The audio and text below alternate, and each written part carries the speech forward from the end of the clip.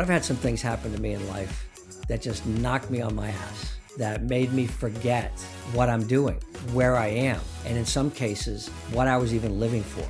It's not about time management. There's no such thing. You have 24 hours in each day. How you apply those 24 hours to your life will determine what your life is made up with. Leadership is an inside-out process. It starts with me. That sparked something in me. That one word sparked something in me for the rest of my life up till this very day.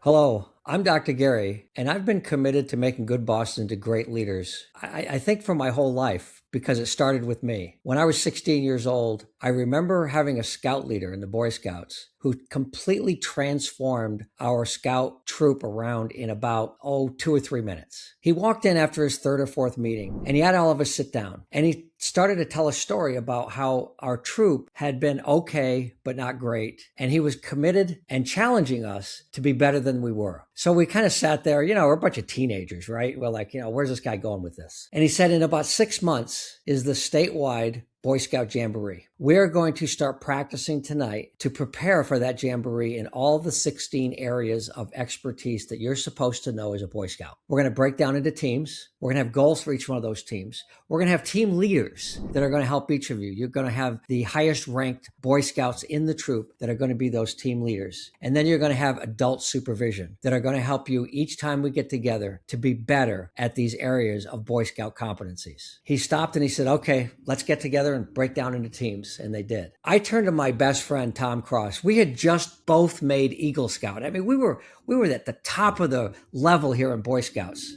I was the senior patrol leader. He was the assistant senior patrol leader. I tell people that only because he was a year younger than me. So it's not like I was any better than him, but we had worked on our Eagle Scout together. And I turned to Tom and I was like, what is that? What just happened? And he just kind of went, he was 15 years old. I was 16. We didn't know what it was. At the end of the night, I walked up to the troop leader and I asked him, what was that? I can feel the hand on my shoulder as he looked me right in the eye. And he said, Gary, that's leadership. That sparked something in me. That one word sparked something in me for the rest of my life up till this very day. Leadership, this complicated understanding of human interaction that we constantly talk about and try to figure out what is it, how do we do it, and what's the best way for us to develop our leaders within our organizations, within our country? Well, I don't know the answer to that. I just have an answer. And that answer for me was the development over many, many, many years of what I now call the 7 steps of intentional leadership. Now, I have to tell you that I was inspired a little bit, well, a lot, by Dr. Stephen Covey. I worked for the Covey Leadership Center back in the 90s and trained thousands of people in the 7 habits of highly effective people. Gee, so how did I come up with this title, The 7 Steps of Intentional Leadership? Well, I just thought I wanted to keep it simple. I wanted to keep it foundational. I wanted to keep it in a sense that people could understand and remember. So the 7 Steps of Intentional Leadership is a foundational, fundamental way of looking at leadership development. We can assess ourselves against it. We can think about it. But I created the model, this circular model that you can see up on the screen that shows the self and the team side of leadership development, because leadership is an inside-out process. It starts with me. And I wanted to create a model, not because it's the model, it's a model to allow us to constantly be questioning the effectiveness of that model. Should we add things to it? Should we change it? Should we adjust it? And I love that. I can remember one thing that happened to me many years ago when I was teaching the 7 steps of intentional leadership. And at the time, I had step 1, purpose. And we're going to talk about that in a minute, about all the pieces of purpose. But one of those pieces was missing from the present model. And I didn't even know it. So I'm doing this public workshop. And one of the attendees of the public workshop was Paul Good. Paul Good was my tennis pro. He taught me tennis, worked with me. I played college tennis and he was making me better. But he decided to come to this public workshop on the 7 steps of intentional leadership. And in step 1, we had 2 parts, personal mission and balance. Paul comes up to me after the training and he goes, hey, Gary, have you ever heard of Carol Dweck's work on mindset? And I'm like, no. He says, you really want to look into this. I'm like, okay. So I bought the book. Step 1 is purpose, personal mission statement, balance, and you got it, mindset. And that came from my tennis pro. I can't tell you how many items within the 7 steps have adjusted, changed, been added to over the years because of the perspective and the insights of others as they've gone through and learned this model. It has been fantastic. Now let's go back for a minute and look at how this whole thing started. See, back in 2009, I started this company and started doing coaching and training. And I was doing all kinds of different things like emotional intelligence and personality styles and meeting management capabilities and so on. I didn't have a model at that point. I was just grasping at things and trying to figure out what we're going to do. And then it kind of came to me that I could create these 7 steps. And then it was created from an inside out process. So we have a self side and a team side. And we started adding to the 7 steps. And now those 7 steps are purpose, choice, strengths, organize, relationships, competency, and finishing up with execution. Those are the 7 steps. Within those 7 steps are 3 key components. What I'd like to talk to you about today is the importance of purpose. Back in the 90s, when I was doing some training with the Covey Leadership Center, they have one of the habits is begin with the end in mind. I believe that's habit 2. And one of the parts of begin with the end in mind was to write a personal mission statement. So we went through training this day and taught people how to write a personal mission statement. The next day, this group of people came in, and there was a gentleman in his 40s that was talking about his personal mission. And we were just sitting there listening to him.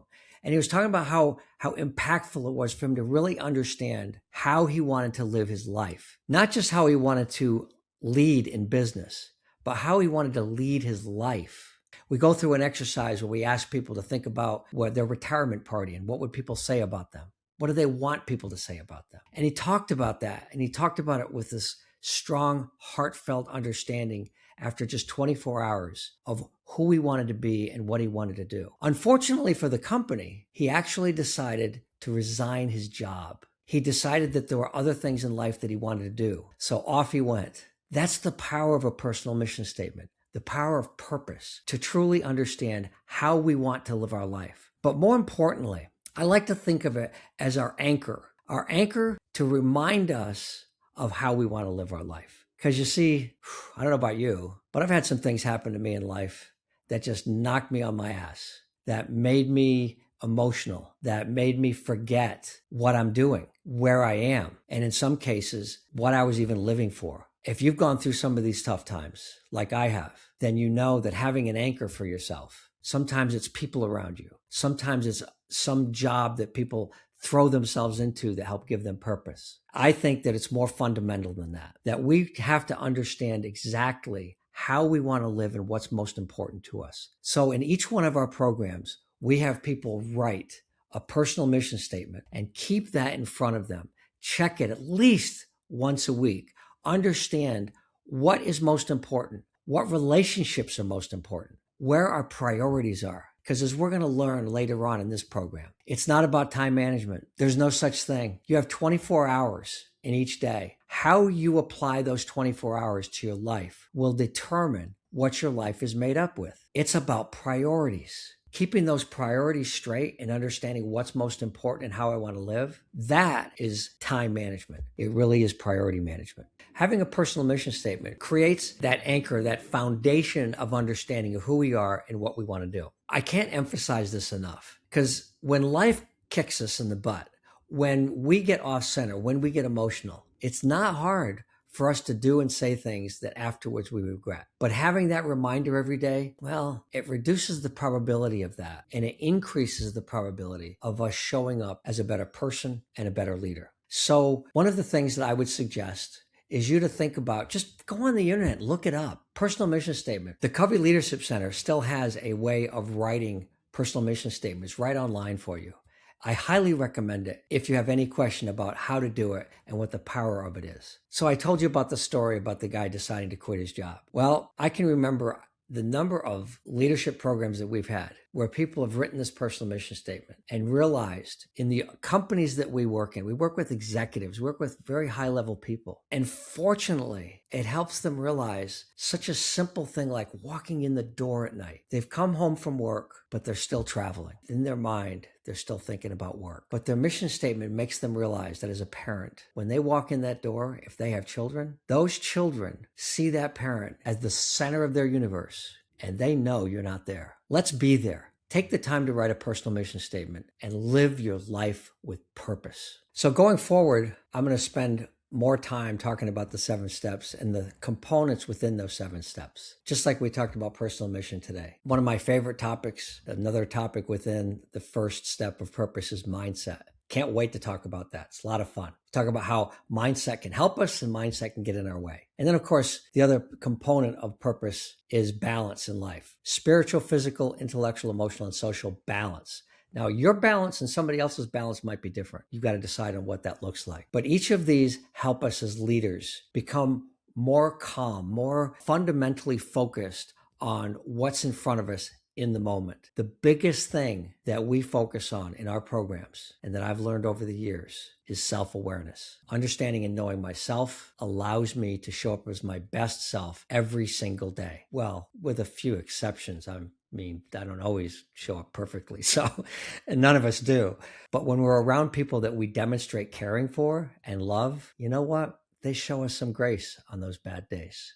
That's the way I want to live. And in the future programs, we're going to talk more and more about that, from the 7 steps and maybe a few other stories that will help us understand how to lead better and how to live better. I'm Dr. Gary. This is Leading from the Front. I hope you stay tuned. There's a lot more to come.